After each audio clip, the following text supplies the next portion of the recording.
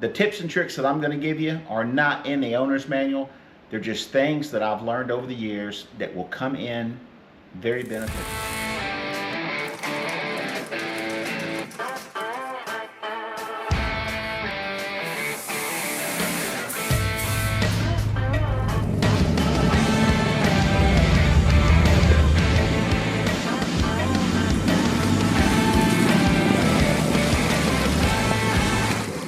I scored this two-post rotary lift, 10,000-pound asymmetrical lift off Marketplace, Facebook Marketplace.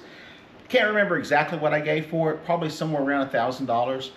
These lifts are around $5,400 to $5,900 new. There's all kinds of instructions online. You can even get the owner's manual to one of these things, download it, print it. It'll show you how to install it.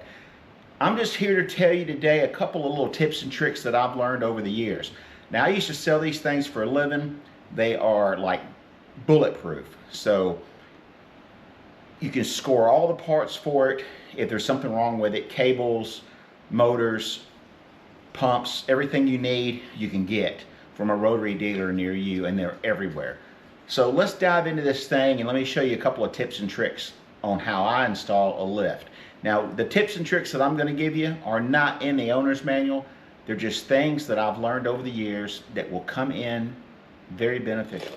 So first thing, when you're reinstalling a lift, you're not going to have any hardware. It's already still in the ground wherever the lift came from. Ford dealer, Dodge dealer, Chevy dealer. Whoever was unfortunate enough not to need the lift anymore, yeah, it got left behind. So I sourced these out. This is what I've always used, RedHead. Now, RedHead did not sponsor this. You just get a huge bang for the buck with these. Do yourself a favor, buy these. Don't buy any stainless steel, any this, any that, and especially don't buy any of those cheap bolts that you find that came straight from China. You definitely want to use a quality bolt because that's what's holding this lift up. Another thing is, when you go to drill your holes, let me give you a quick look at this. I tell you what, I'll put a description in the video where you can go straight over and buy these right where I bought them and save yourself some money. And if you do use that link, then the channel's going to benefit also. So anyway, these are 5.5 inches. So do yourself a favor. There's going to be a couple of inches exposed. So if you drill your hole at least 6 inches deep, whenever you decide to take your lift down, all you have to do is undo the bolt, hit this a couple of times with a hammer, and poof, it's now flush with the concrete, and you don't have to get down on your hands and knees and try to saw the nut off of this. Just drive it down in there, get you a little bit of floor epoxy, put down on there, and let it self-level, and then you're good to go. You can sell your house, sell your shop, whatever you need to do, because you're not going to be able to reuse these later. So these are, I think there were 10 of them is all you need for a two-post lift. 10 of these for around 30 bucks. So it could be up or down, but use that link because I got the best possible place I could find them. Of course, it's Amazon, but I ordered them last night. They're here today. You can't beat it. I didn't have to go drive up to the store to get them. Besides, one of the big box stores that you have right down the street from you also has the same exact bolts. I paid $31, tax delivered to my door. They were at the store for $41 plus tax, plus you got to drive and get them. So do me a favor, do yourself a favor, hit that link and pick you up some if you need them. Now that's just tip number one. Let's go ahead and drill these holes out on this lift and we'll go to tip number two. All right, so tip number two, these little horseshoe nylon shims. They'll go inside under the bolt down flush, you'll never be able to see them. Why do you need these? Because when they weld these plates on these lifts, sometimes they get warped a little bit and they need to be shimmed. You need to plumb your lift and make sure that it is in level. Now right now we're level this way, but we're not level that way. So what I want to do before I start placing shims, I want to go ahead and put this back bolt in the very back, and that's going to pull it down probably to where I need it, and then I can put 1 or 2 shims under the front as needed. Let's get that done.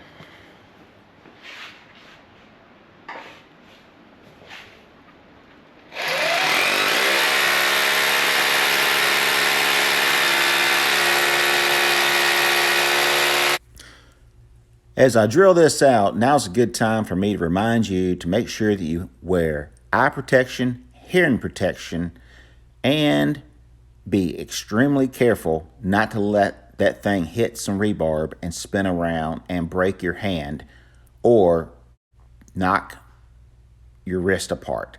Anyway, if you don't have a hammer drill, you can pick one of these up, rent it, borrow it from a friend, or even buy you a cheap one. Now I've got a Bosch. I've had it for about 25 or 30 years. And if I can find a link to the one that I've got, I'll even add it to the description just in case you think you need to buy one. Anyway, let's get back to drilling this hole and get this thing knocked out. Now, as you saw, that one put up a fight. I've not put a lift in to this date where I hadn't hit rebar. If you put enough rebar in your concrete to where it's going to hold up, you're going to hit one when you put a lift in.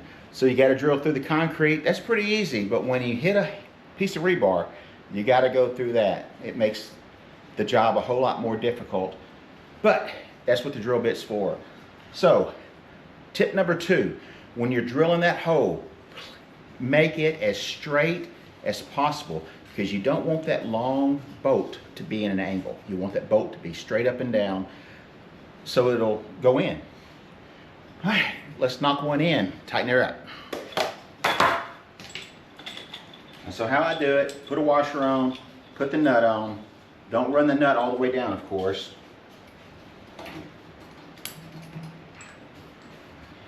Put the bolt part of the way in, and then clear your hole from all the debris. All right, it's gonna be snug. Get you a hammer, tap it in.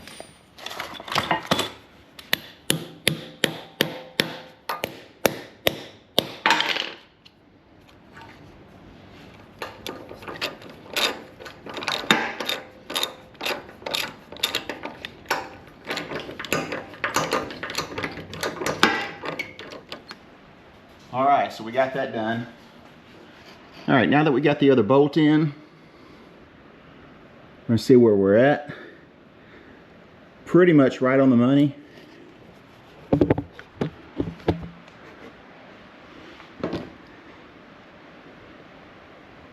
And we need 1 shim. 1 shim up front will get it.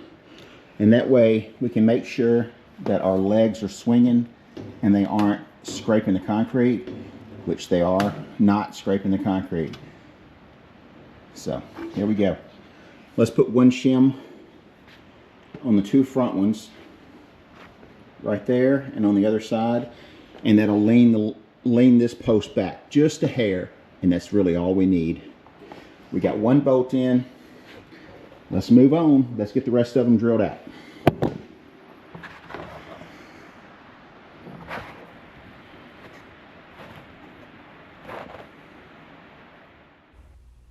Eight down, 2 more to go. Man, I can't wait to get this job done. It's past supper time and I'm getting hungry. But anyway, this wasn't a very tough job when you're using the right equipment. Once we get this lift bolted down with these last 2 bolts, then we'll be able to test it and lift the body up off this chassis, and we'll get back into doing some hot rod stuff on this channel. Okay, so you found a great deal on a used lift. By the way, at the end of the video, I'm going to show you how I got this lift installed and a few tips and tricks on how I did that. But first off, if you haven't bought your lift yet, here's a few tips that you might want to consider. The very most important tip is to find out why they're selling the lift. Now, there's a few reasons why somebody could be selling it. Their business went out, they've moved locations and don't have enough room, they're retiring, and so on. One of those tips, or one of those reasons, needs a little bit more digging. If somebody went out of business, chances are they could still owe on their lift. Now they have the lift, they're in possession of the lift. The landlord didn't get the lift when they forfeited the building. Is he still paying for it? Does he have paid off payment book on it? Do your research. If you ever have trouble with that lift and you give that serial number to the manufacturer, chances are you may get a knock on the door from the sheriff's department and somebody's wanting to repo that lift from you. I've seen it happen a few more than a dozen times. I've been in the business for a long time, so the next important thing is to see if the power unit's working. Now, speaking of the power unit, you might be able to check it with 110 if it's a 220 unit, just to see if it powers up. Make sure that it's either a 220 or a 3-phase. If it's a 3-phase, chances are you don't have 3-phase power at your house. That poses another problem. A new power unit for the lift. That could be pricey. $500 for a used one, $1,000 or more for a new one. Or a phase converter to convert it back from 3-phase to single phase. Once again, $250 to $500 or $600. Plus it's added electricity and a inconvenience for you. But hey, if you've already bought a lift and it's 3-phase, I'll show you, email me and I'll share some tips with you on how you can fix it in more detail. All right, next problem that you're going to come up with is making sure that the cylinders aren't leaking. A cylinder rebuild on one of those lifts, and I just did it on my 4-post lift, it's going to run you about $350 to $450 for seal kit, labor, and all that. If you have to do both of them, it's $1,000. If you just paid $1,500 for the lift plus $1,000, chances are you could have bought you a much nicer one for $2,500. If you bought one that's 3-phase that's got leaky cylinders for $1,500, chances are you could have bought you a nice new lift for $3,500 and maybe even had somebody put it up for you. So I hope these tips and tricks helped you along the way on how to buy a lift or what to look for. If not, I'm sorry you wasted your time, but I hope you didn't. But anyway, I appreciate you watching the video. I appreciate you guys stopping in and helping me get this lift up off the ground. And most of all, thanks for being a subscriber to the channel. Now head on over to Spanky'sHotRods.com.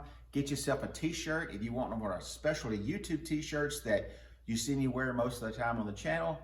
Just send me a nice comment. I'll send you a link to where we make them and sell them right here out of the shop. As always, thanks for watching. Now get out in the garage and go build something. See you guys in the next episode. We're going to take this 36 Pontiac. We've got the body off, got some welding to do, and we're going to build a completely new chassis for it for you hot rod guys. We got a lot of work on this channel. Stick around and help us out doing it.